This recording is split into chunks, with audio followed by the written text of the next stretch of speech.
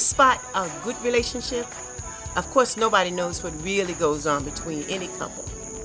Coming up next on our first edition of Flying on Broken Wings, our professionals will break down some of the challenges for couples, how to rekindle the fires of romance, and finally, cultivate a mature and trusting love that is the hallmark of a lasting relationship.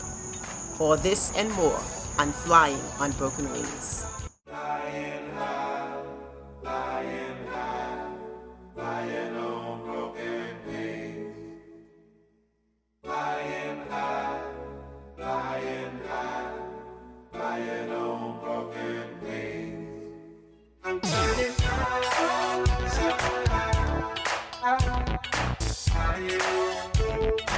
on broken wings. I'm flying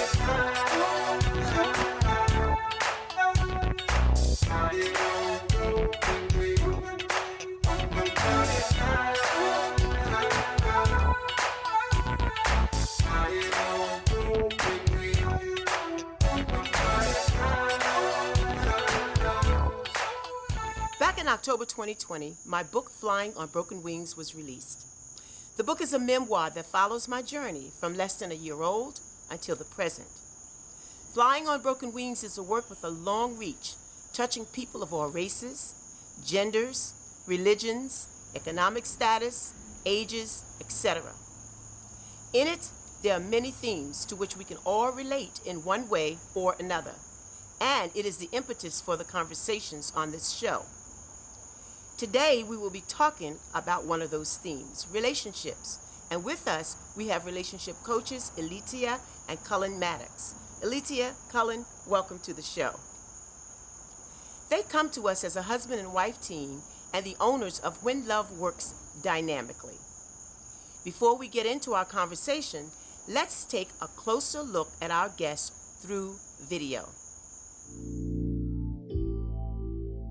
Hi, I'm Cullen. And I'm Elitia, and we're the founders of When Love Works Dynamically, all things healthy relationships, coaching, and development. The When Love Works Dynamically podcast is all about the real work of relationships, where we discuss all aspects along with all the practical tools you need to create the relationships you deserve. Each episode will focus on the how-tos of building, repairing, and sustaining healthy relationships. The goal of the When Love Works podcast is to provide our listeners with the education, practical techniques, and options to be successful in all their relationships. So let's get into it. Mom was married, but their marriage was not more than an intermittent relationship because the prison system became a revolving door for him. Welcome back. So when I reflect on that quote in Flying on Broken Wings, I'm reminded of some of the psychological dispositions and the social outcomes that girls in particular experience when there's a father-absence relationship. So when you think about that, Elitia or Cullen, whichever one of you who wants to address that question, can you kind of talk about that lack of relationship, that lack of a father relationship, especially where girls are concerned? We know that boys experience this as well, but because we're talking about flying on broken wings, let's kind of keep it right there for a moment. Go ahead. You know, I think the biggest thing, because I don't really want to put a stigma on somebody that's already suffering and struggling, so I want to steer clear of that. But I think the biggest thing, because they speak about depression and obesity and a bunch of different things that kind of symptoms that kind of go along with not having a father for a young lady. But I think the biggest thing to focus on, they don't have the insight. That is the absence of a whole relationship where there's experience that you have with that you possibly have with your father, whether be it great or even if it's a moderate one, you have some references. You get to know just what type of man works for you, and so not having that is just this huge void. So I think, there's so many creative people that have found ways to work around that. So, and and I really want to be sensitive about that subject because there've been some great moms out here who've been creative and found ways around it. But at the end of the day, you can't. Not having that insight is it can be crippling for some people. And I agree with you. I also agree with the fact that you said, which I think is important, that there are women who come out of that, girls who become women that have come out of that. I think I'm one of those women. But we do know also that too many of our girls don't come out of that, right? And that becomes a big issue. It becomes a problem because of some of the things that you said. There are things that happen to us as adults that we don't quite understand. But when we think about it in the terms that you've mentioned, that is the fatherless relationship, we can kind of see how those things manifest themselves. It's almost like when we talk about a woman can't teach a man how to be a boy how to be a man. So it's the same thing. When as you said, you miss that relationship. If you don't have that father relationship, how do you know what the father relationship is supposed to be about, right? So one of the things that comes to my mind too is I often think about the comment that I hear people say when they talk about you married your mother or you married your father, right? So my father wasn't in the home, and when I look at my husband, he's not like my father at all. And you know, it's well, the good thing is my father was a good man when I got to know him, to know who he was. He was a good man, but he's nothing like my husband, yet my husband is a good man too. So somewhere in here, I found something that helped me to figure it out. Because like you said, you know, we don't all figure it out, but some of us do. And I think I figured it out. I was fortunate enough to figure it out. But I think also those things that you've said are important, like the obesity thing. I know I had an issue with food.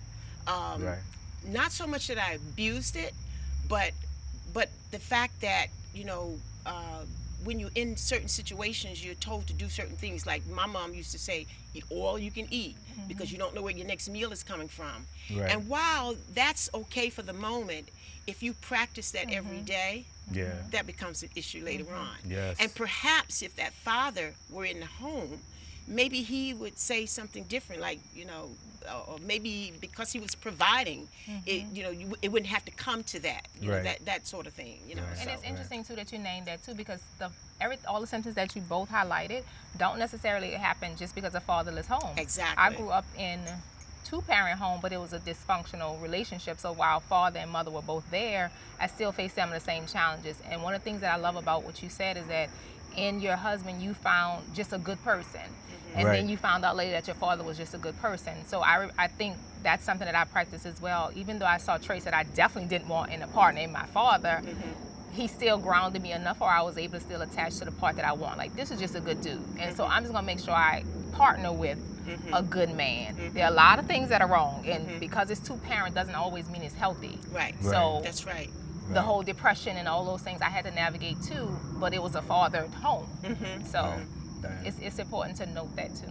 Yeah, and you know, I had practice, so I had to get the practice in before I got to the good man, because you know we do sometimes have to practice. You know, I think about also when when you're growing up, at least when I was growing up, we were told that if you're with this guy, you just have to be with this guy, and you got to marry this guy before you can even be intimate with the guy, right? And so you don't know a lot about him. You don't know what you're getting. You're just kind of going in there blind. Hoping. And then, hoping. And then you marry this person and you're like, okay, I got a dud. You know? So I think, maybe some people would disagree, but I think I was smart to practice. So I got some practice in. So that when I got the good man, I knew what I was getting, and I knew what I wanted. That's the most important thing, is I knew what I wanted, and that was fulfilled in that in that relationship. And again, but it was done without the father, because I didn't know my father until I was 12. Knew him, but didn't know he was my father. It's kind of crazy. I walked around calling this man Mr. Ernest all those years because I thought that's who he was, Mr. Ernest. And then came to find later that Mr. Ernest was actually my dad, But you remember the quote, it says mom was married, but her marriage was not more than an intermittent relationship because the prison system became a revolving door for him. That him is not my father. That wasn't my biological father. Right. That was my mother's husband. Okay. That was the man who gave me the name Bivens. So that's what that relationship was. And so when we talk about absence, the absence in the relationship, he wasn't there. He was in the prison system most of the time. And Right. so because of that, when he did come home, I feared him. I was afraid of him. And I was afraid of him not just because he had been in prison, but when you read the book, you know that there were some things that he did that caused me to be afraid of him. So I'm kind of glad he was absent, but that's in hindsight. Yeah. In hindsight, I'm glad he was not there. Right. But you know, when we start thinking about what that looks like later on, when we start talking about breaking the cycle and all that, we have to make sure that we're doing that so that our children become healthy. And Right. and that was a challenge for me, having two girls and not having a father in the home for them. But what I realized is that at some point, I figured out how to break that cycle too. So I did what I needed to do to make sure that they were healthy girls. And they were healthy girls without having a father in the home. So that's why I said I'm one of those people. Well, you know, very few people awaken. Exactly. And you're one of those that awaken, which is you're not bitter. And usually that's a telltale sign. You know, you meet people who've been through what you've experienced. That bitterness is, they wear it like a necklace. yeah. And Yeah. so you know, and I don't say that judgmentally. I just say it plain factually. And the other thing is that, I mean, the mind basically has two settings. You're either in survival mode or you're in creativity mode. By you awakening and then making it over into creative mode, that allowed you to be able to now author a new path for your family going forward. And I really applaud you for that. Right.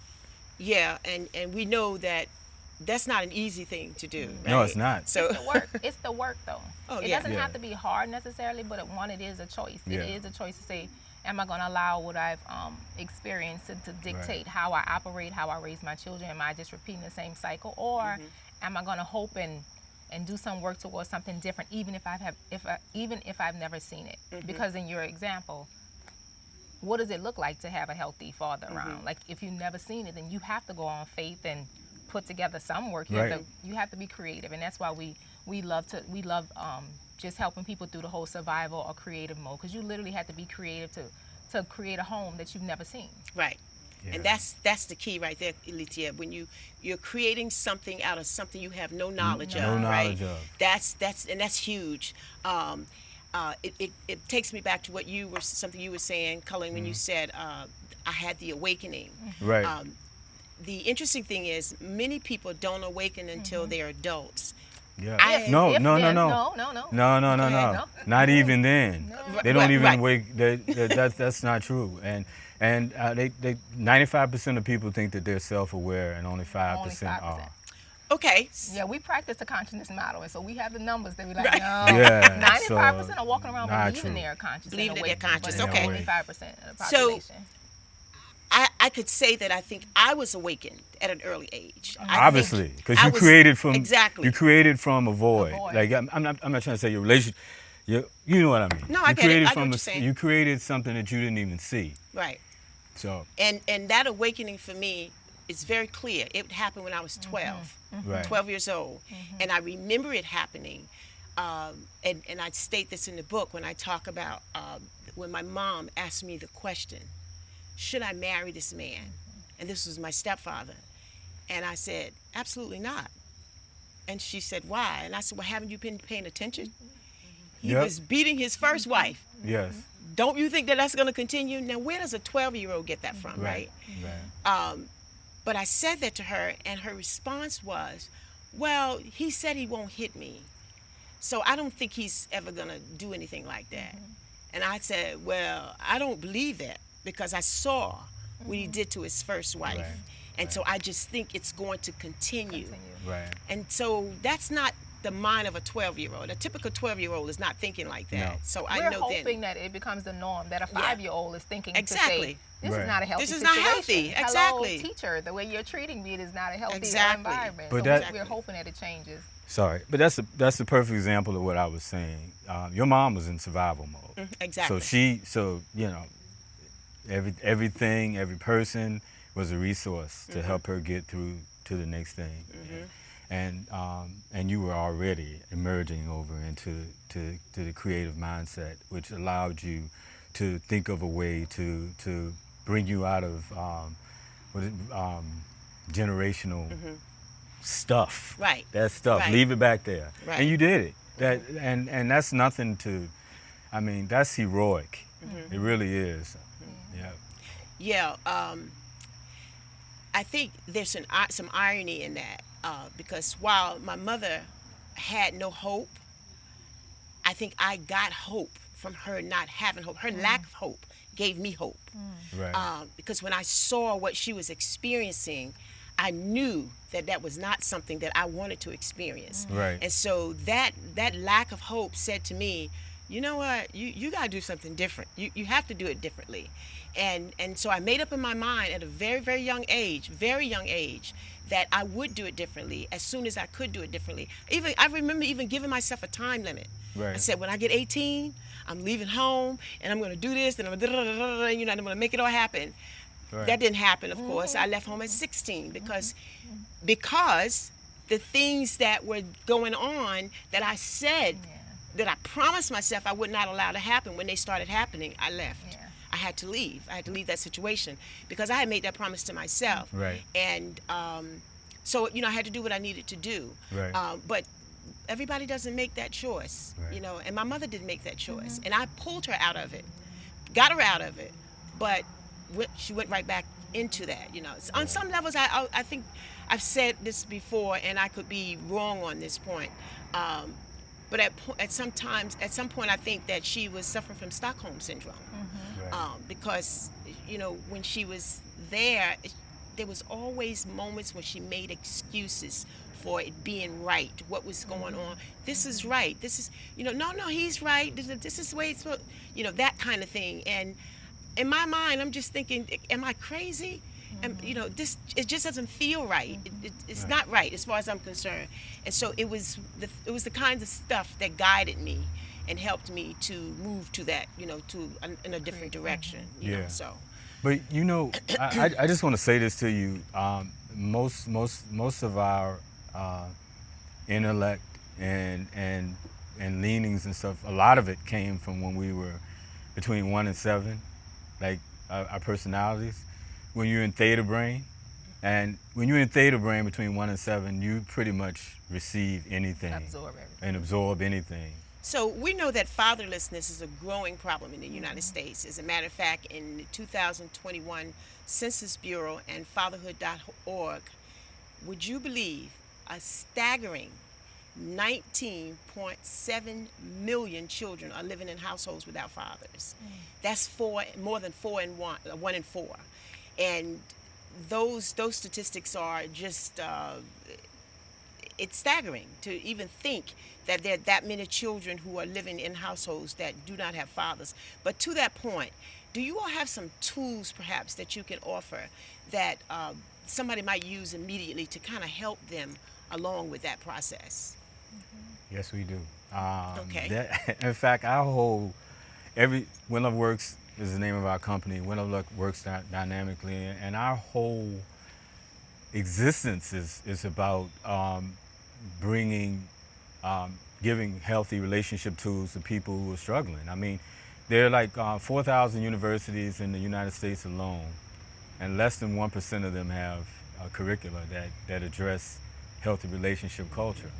And you can't tell me that it's not at least as important as your subject matter that if you're gonna be a lawyer, that specific information, it's important. True, it's important. But you're gonna tell me healthy relationships aren't equally as important? Right.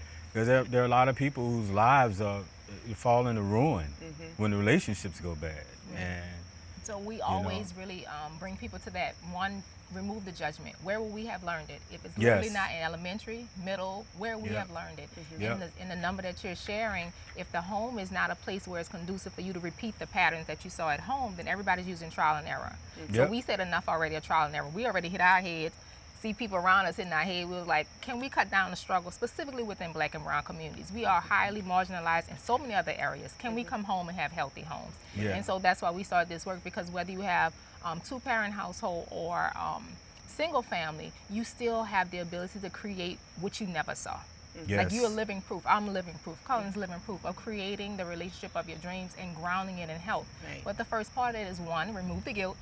Two, literally go internal, because a lot of things that you brought out too really started with you having a different belief that was probably going to be revolutionary. Right? So one, removing the guilt. Two, having a different belief and standing on it, whether it's family members saying that you sound crazy, you looking crazy, who you looking for is not out there, because Cullen had to go through that journey. People's like, who is this magical person he look? This dude's still single. Like, you still have to hold fast that person that you're looking for is still there. So that's the second part. And then three, get some support, because we do know the numbers. Couples usually struggle about 6 years before they get support. So if you want to avoid the struggle, get ahead of it. Get proactive tools. You don't have to work with us, but get some help in knowing what a healthy relationship looks like and what the work you have to do. Okay, so that was really inspiring just to hear you all saying these things. And so when we come back, we're going to talk about toxic relationships.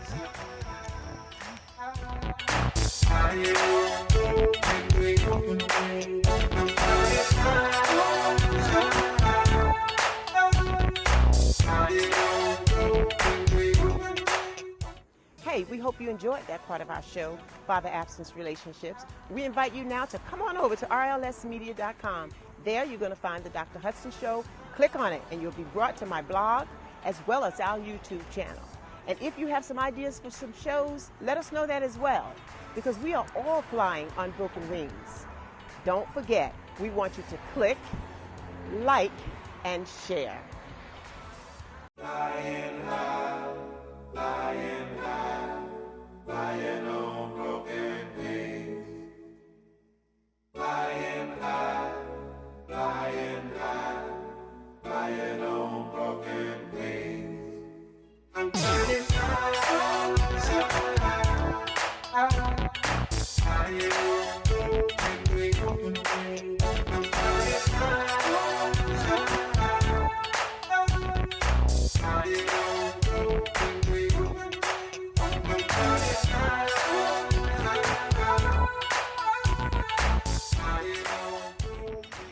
The relationship between Mom and her husband was a toxic one that resulted in a constant imbalance of power where he had all the control. Welcome back, Elitia and Cullen, from When Love Works Dynamically. So before we get into the next part of our conversation, we want to look at the street team. So we've gone out on the street and we've asked the same question about relationships. You know, what is a toxic relationship? And in looking at some of those, listening to some of those responses, my goodness, some of them were surprising, but some of them were not. At the same time, you know, you kind of expect some of that, right? So what did you think about that? Well, I promise you, there's no short answer for this. And I'm going to come with my comprehensive one right now. Okay. At When Love Works, we don't even want you going on a bad date.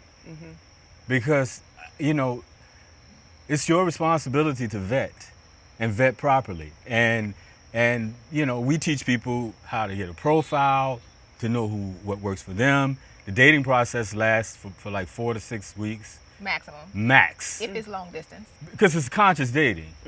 You know, and so you're not, sex doesn't come into the equation. You're just getting to know this person. You're in a shopping experience.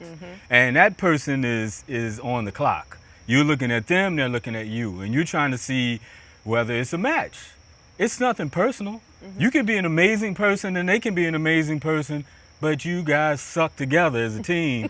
And that's all you're trying to figure out over that time. Now, in Black and brown communities, we tend to bond quicker.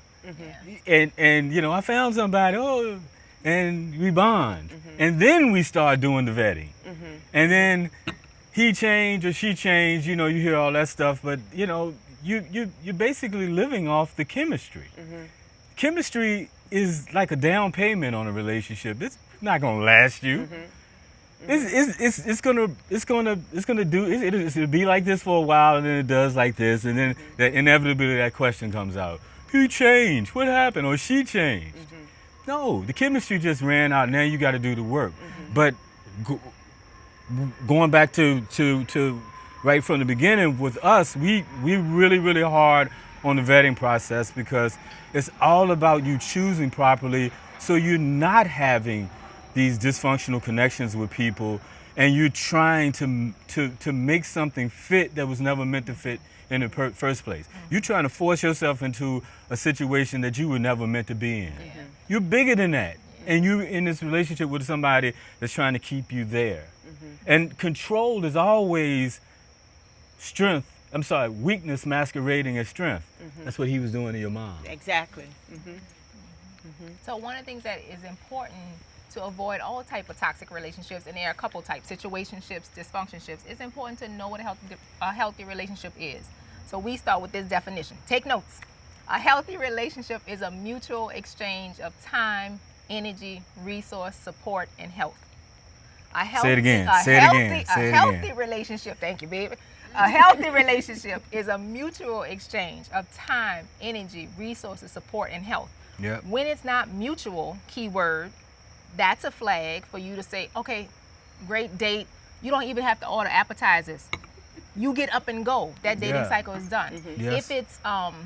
If it's mutual but not tit for tat, that's fine too, because we don't want you to expect you from someone else. Right. But what we're saying is that it has to be coming back to you. If you're giving time and the person is not giving time back, don't tilt your head and say, well, I wonder what they're doing. Maybe they were busy. That's too much work.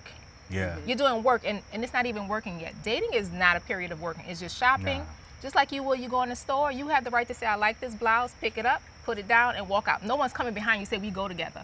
And again, like Cullen named, in Black and brown communities, we have this bondage thing that we do. And then later, and we know where it comes from.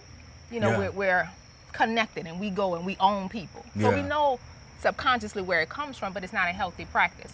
So toxicity seeps in our community because of that unhealthy generational practice that we have by bonding too quickly, and we don't do the intel work, and we don't ignore the chemistry part. Like, we're not saying sex is removed all the way, but during the dating time, you're getting intel. You're definitely identifying is there chemistry there, but you're also checking that experience. You actually have to be on the date to see if y'all work. Because sex acts on you like a narcotic. You that's like when you go look at a house and they give you the good wine.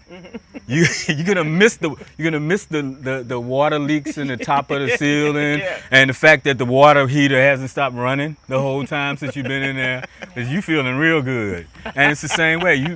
I mean, look, 4 to 6 weeks. After that, have all the sex you want.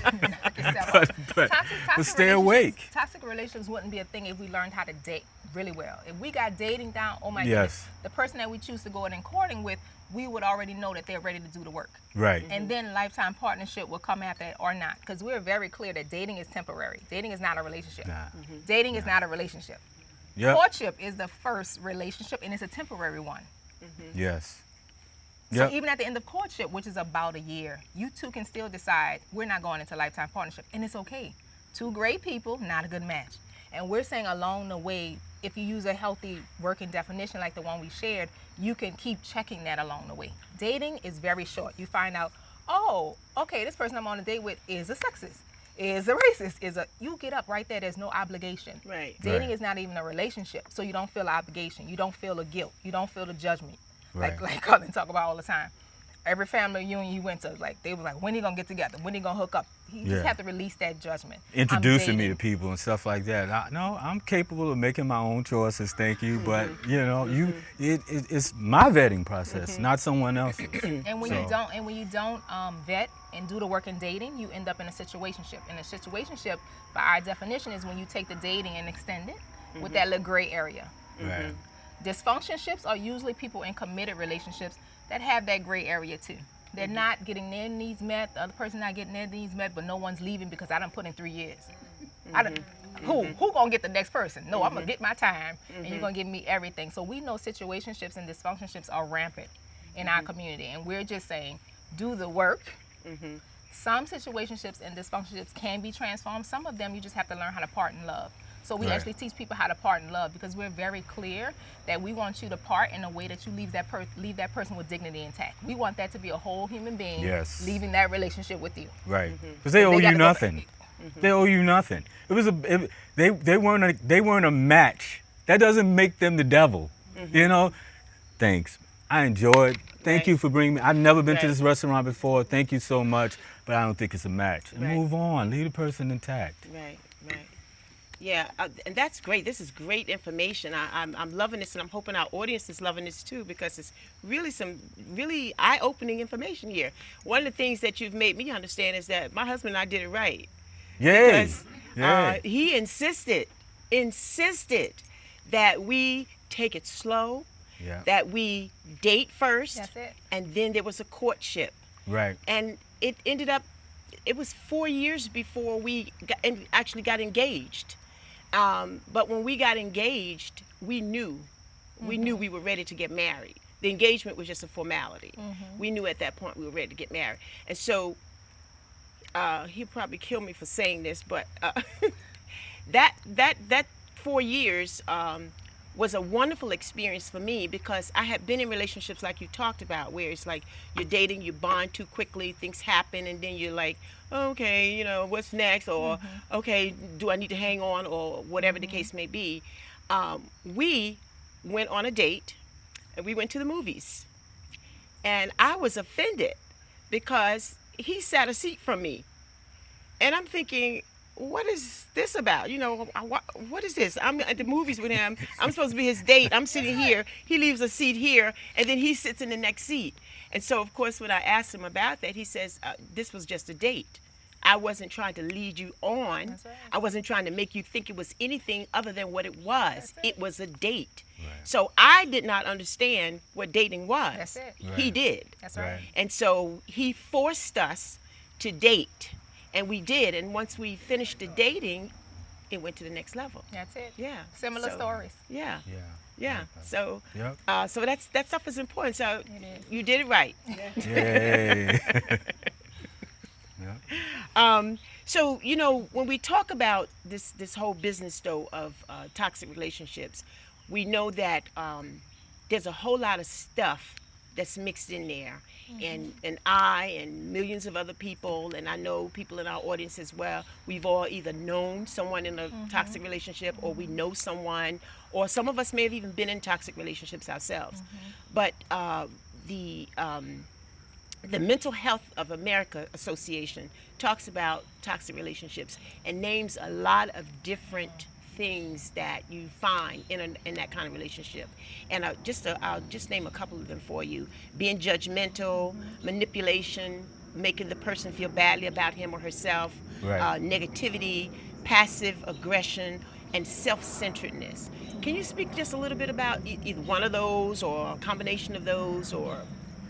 Well, I want to focus on what I think is really important, and that's the fact that you know, when you first of all, dysfunction and domestic violence. There's some things out. Your book highlights how bad things can go. And that's out there. And so, I mean, we don't have to pretend. But just think about this. When you are going out and finding a partner, you're finding a co-CEO of your life. That's right. That's a great. So you're not going out and interviewing also-rans. You're trying to find people who are going to succeed in your world, people who are going to thrive in your world. Because if you don't, that's like admitting somebody with a 200 on the SAT into Harvard. They're going to fail miserably. And then they're going to come back and blame you. Why the hell you let me in here for? So, it's your job. It's your responsibility to vet and bring great people and like I said, you're hiring a co-CEO. And when you, I don't know if you're familiar with the whole corporate world, I'm sure you are, but in that corporate world, when they hire somebody that's in the service capacity, they come on one interview, and then they go and check all their references and everything, and they hire them. If they hire a co-CEO or a CFO, you're going through some interviews, and they're going to meet your family, and they're probably going to put you up over here somewhere so they can see how you are in certain situations. That's exactly what we recommend when it comes to relationships. It's that serious. You're hiring somebody, you're bringing somebody into your world that has to be able to succeed in that environment. And we know that a lot of people are struggling with all of the things that you name, but they're not saying those. How many people, again, if you had to find a number, how many people even see therapists?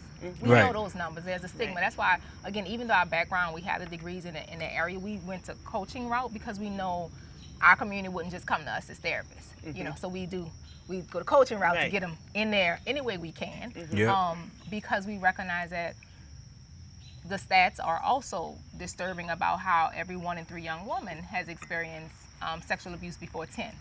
And therapy, if you have experienced sexual abuse, takes at least 7 to 10 sessions.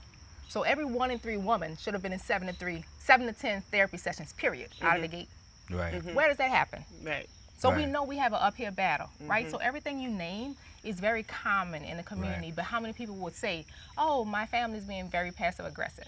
It's not common language. And so the way that we're doing our work is that we're teaching the healthy versus unhealthy. It's an easier inroad versus noticing passive aggressiveness. Yes, you're gonna hear us say all those stats. We're gonna filter it in because it's just an easier inroad. Knowing self-centered behavior is not as easier to lay out on a table for someone to even identify they're in an unhealthy relationship as it is to saying, oh, this is only one directional. This is a friend that only calls me when they want stuff. Oh, that's not healthy. That was an easier lift for people than, oh, that's a self-centered partner you have. Now, it's great to be compassionate about what's going on in the community, and even you can serve.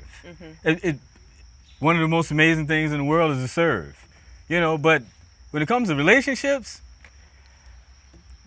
if you're serving and that person's not serving, and you're okay with serving and that person's not serving, volunteer at the soup kitchen. Because that's a bad equation. And then complain it's a toxic relationship. We're saying anything that's one directional, don't call it a relationship.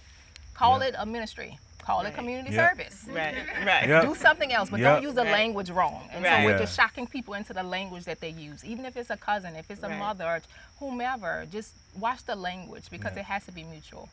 Wow, for it to be healthy. This is all very, very interesting. And so we are going to come to a close with this segment. However, when we return, we're going to bring our audience in. We're going to invite them to become a part of this conversation.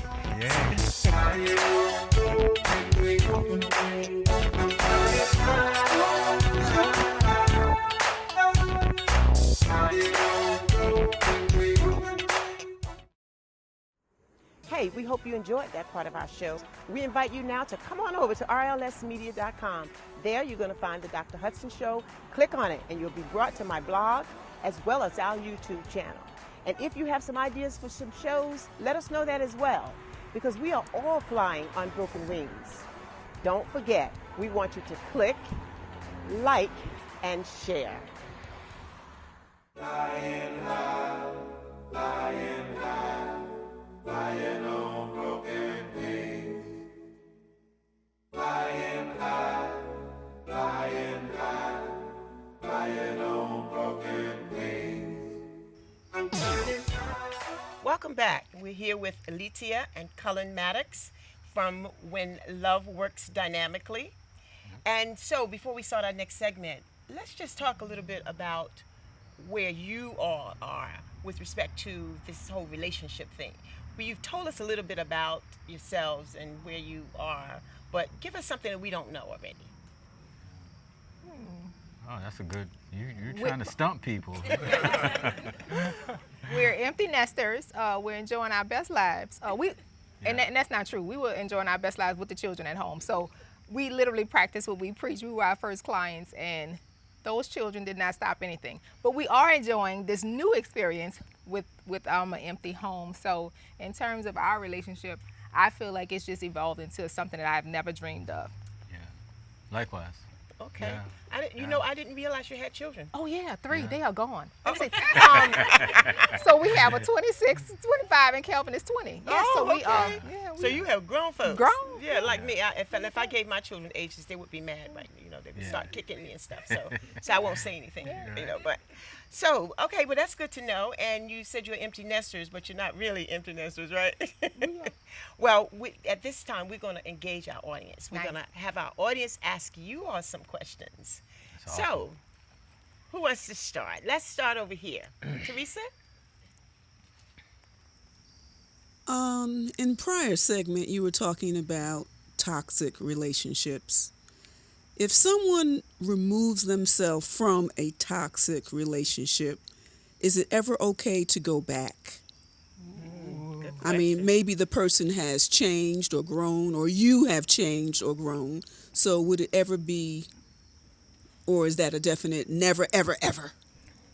That's a great question, Teresa. You have something up top? No, I'll start. I'm. That's a good one because it happens really, really commonly, right? Like that's a real frequent one. And we know that a lot of people go back and forth into unhealthy practices and unhealthy connections because they just don't have a healthier practice to replace it with, right? So if you're teetering on, do I go back or do I stay? First of all, back up. Is the reason that you all separated because you didn't have the tools? Is that still a great person? You know you can make it work, but y'all just don't know what is the thing that's causing the conflict.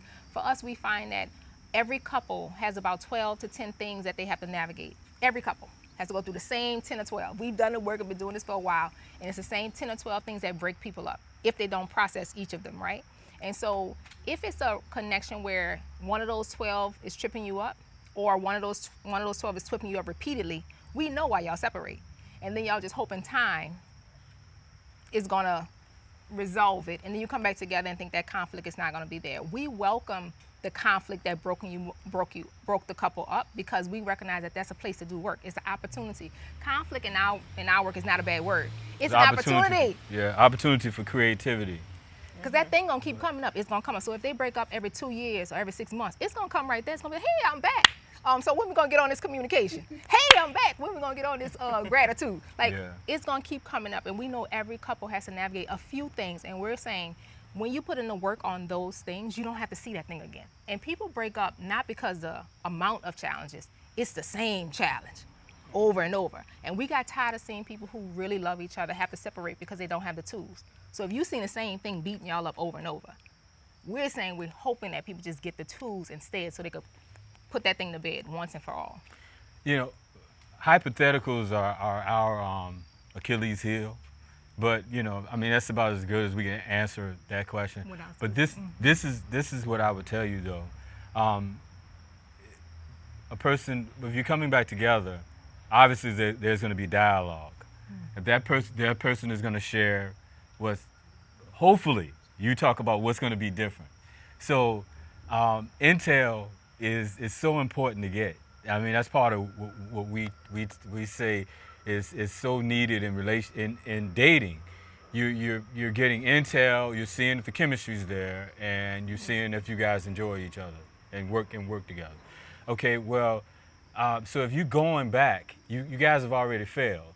You have that intel, but now when you're building the intel, but your intel was faulty. Because remember, it fell in on itself. So this time, the way you're going to have to be really hyper vigilant in that area, and the way you get intel is not just listening to what they say, but seeing that their actions match with what they say. So that's what you're going to be doing over that next period of time, and that, I mean that's pretty much the challenge that you're going to be faced with. That's a good answer. So current events, right? Right now, the Currys, Steph and his brother's parents, 33 years of marriage. they just, the wife just filed for divorce. And the interwebs are going crazy. How, after 33 years, why you bother? You have been annoyed for this long. Haven't you gotten past all the things that annoy you? What are your thoughts on somebody after 33 decades, families, grandchildren, and all of that, deciding to say, you know what, no more? Yeah, that's a great one. Thank you for bringing that up too, and that's current events. And that's what we named in an earlier segment about dysfunctionships. They are common. Dysfunctionships are when people who are in committed relationships are still just being there because of the time and an investment. And there are a lot of couples who are saying, we're going to stay together until the children graduate. We're going to stay together until our grandchildren. We're going to stay together. And we're saying none of those are a healthy reason to be together. We prefer you have the children, part ways, and be healthy with the person that you are designed to be with versus forcing it together. So that emerging after 33 years doesn't surprise us, because what it does is it reminds us that people are suffering for 33 years, because that's what that could have been as well. And now the children, and now they have a third generation of grandchildren, are learning how to just tolerate one another. And that's not healthy practice. So that upsets us, because we're like, now it's another, those grandchildren and children will feel like, well, this is all a sham. And that's not healthy for them to go out in their dating world. So we're saying it's better to pick your partner. Don't pick them apart if you're in courtship. If you pick the partner well in dating, you go into courtship, now it's not the time to pick them apart. If they don't work for you, part in love, pick the person who works for you. And then you all do the thing called life together. But after 33 years, that's not a new thing. It may have been a recurring thing. And we know after doing this work for some time, it's only 10 or 12 things. That one thing may have beat them up for 33 years. And now they're saying, all right, children are grown, grandchildren are stable, let's call it quits. And I know they introduced some infidelity, they say maybe on both sides. And that's another reason that people separate too. But we know that a lot of the deep seeds of infidelity is also, I'm not with the person I want to be with, my needs are not being met, so I'm going to do this, I want to get back at them. We know that it's still stemming from you're not in a healthy relationship. Get what you want. It's really available. You don't have to suffer. No one has to struggle. Thank you so much. You want to add anything? I did, but I forgot. Sorry. Sorry. I was all on. I've been analyzing marriage and all this stuff since a real young age. I started early. I was out in nightclubs at about 14, 15, and I saw all kinds of things. I saw teachers that I had admired. I saw neighbors that I had admired out with somebody else other than their significant other. And I was like, whoa, I didn't know Miss So-and-so did this or did that in a small town. So I told my mom, I said, I don't think I want to ever get married, because I see everybody is doing the same things. So for years I was like, you know, but then I was like, well, doesn't every relationship start off selfishly? I mean, when you choose somebody, ain't you choosing the person selfishly? When I chose Phyllis, I wanted somebody fine, pretty, intelligent. You had to have a certain amount of money. You had, I mean, that's what I want. If she didn't fit that, it wasn't going anywhere. So, I mean, isn't every relationship based off of you being selfish, choosing someone that you want for yourself? You got it. Absolutely. Now, you thought I was going to say no, right? Look, let me tell you. You're absolutely right. Conditional, in fact, dating is the only time you get to be conditional. It's the only time you get to be. That's why we were really advocating don't commit. When you did for those 4 to 6 weeks, you are really doing your due diligence to find out who this person is. And you're supposed to do that. Man, I looked at my wife and I wanted the same thing. I wanted her to be pretty. I wanted her to be shapely. She has to do it for me. And she had to be somebody that I knew that was going to be on that journey with me, and that was willing to serve. Relationships are all about service. So you're choosing somebody that's going to come in and serve and work for you. But you're absolutely right. That's the only time you get to be conditional. You're not shopping for her. You don't even know her. Right. I'm going to pick Phyllis based on Phyllis's needs. No, you're basing it on your needs. Right. So it's absolutely right. Yeah, you're absolutely right. I came to that realization years ago. And the person you choose is a reflection of yourself.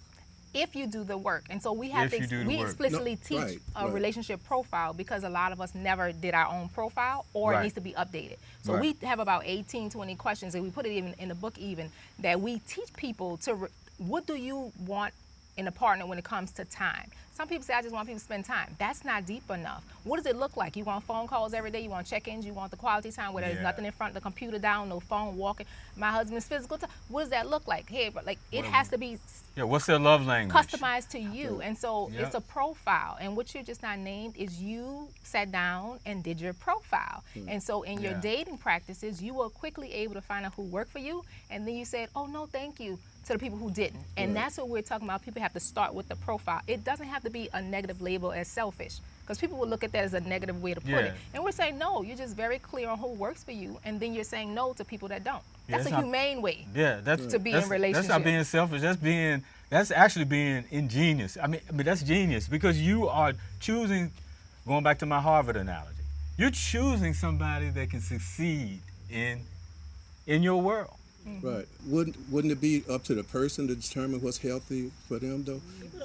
But they don't know. So that's what I'm Yeah, saying. We literally yeah. have to give them a tool to say, Yeah. here's a definition of healthy first. Remember survival Don't mode? judge yourself. I understand it, but she lived to be 96, and I haven't seen a day in her life where she regretted anything that she did. Okay, well, there are some people who are, that's a choice, but we're saying people who desire to be in a relationship, don't avoid the work. Don't avoid doing your profile. You can get exactly what you want when you Yes. do the work. There are some Yeah. people, to your point, that truly say, I do not want to be in a relationship with another person intimately. That's a choice, and that's fine. No judgment.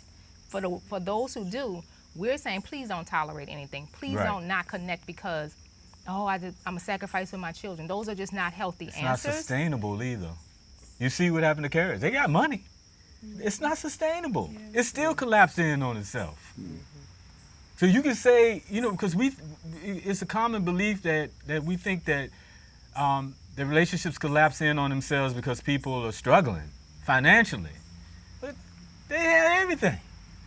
And they still collapse in on them. No one Because is it's not exempt from the work. sustainable if you're not being yourself and then attracting someone Who's being themselves. that's being themselves. Because anything else is going to be this act that you got to get up and you got to Put do on. dress rehearsal. Like it's like being on the set every day.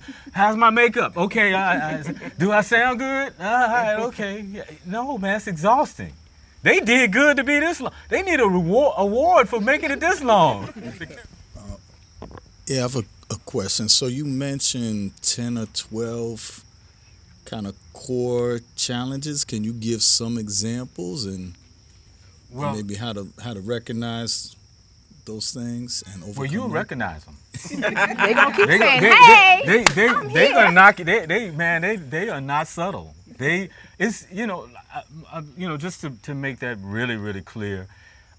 You start out if you chose, chemistry is something that's easy to assess. You can assess chemistry on the first date.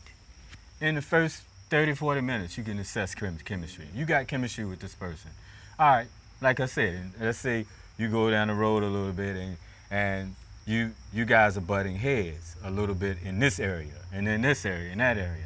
It's only, my wife says it's only about 12 or 13 different things. We're not saying everybody experiences all 13, but it's usually like things like finances, energy. sexual politics, not sexual sex. po- Sex oh, is yeah. a whole separate one, and then sexual politics is a separate one. Yeah, sexual. The games But that anyway, it plays it around it's like, the act of sex, and then sex Yeah. by itself is a whole nother area. right, and then so you got these different things that show up, right? Now you grew up. Let's say you grew up in Brooklyn, and your wife grew up in New Jersey, and the two of you meet each other, and and let's say you grew up in a single parent home, and your partner grew up in a two-parent Thank you. household. Okay? And so when you come together, you guys may be amazing. I don't care how amazing you are. I don't care how much chemistry you have. There are going to be adjustments that need to be made. In your household, they might have handled finances this way. In her household, they might have been, or let's say you are high energy, like when people give you compliments and stuff like that. When you share something, you want high energy. You want compliments. You want to feel like you've been heard. and your wife grew up in a household where they don't really do that. Mm-hmm.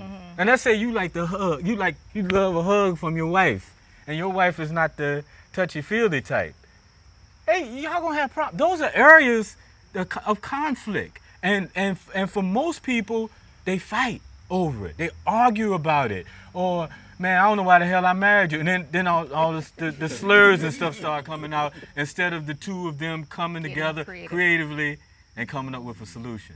Each one of those conflicts is just an invitation in to do the work. That's it. Do the work. Do the work. And fix it the one time so it ain't kicking your ass 10 years from now.